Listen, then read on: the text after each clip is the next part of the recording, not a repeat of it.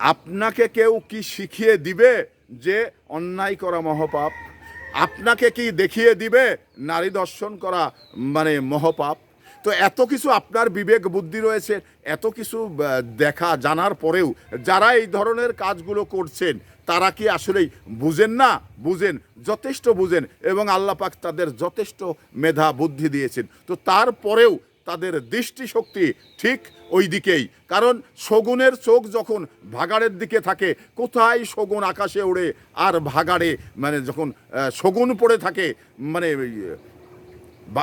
শগুন উপরে থাকে, যখন ভাগাড়ের দিকে শকুনের চোখ এসে যায়, তখন কিন্তু এই ধরনের মানুষগুলো মানে যতই বুদ্ধি মেধা থাকুক, তার চোখগুলো এই মানে এই না অবৈধ জিনিসগুলোর পরেই কিন্তু তাদের চোখ পড়ে।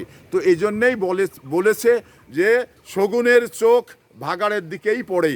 তো আমরা এটা মানে শিখিয়ে দেওয়ার কথা না, তো আমি আপনি বিবেকমান, আল্লাহ বিবেক দিয়েছে, বুদ্ধি দিয়েছে, আমার আপনার এই বিবেক মানুষত্ব দিয়েই অন্যায়টাকে চিহ্নিত করতে হবে, ন্যায়টাকে গ্রহণ করতে হবে। এটা যদি আমরা জানা বোঝার পরেও না করি, তাহলে দোষটা কি অন্যের?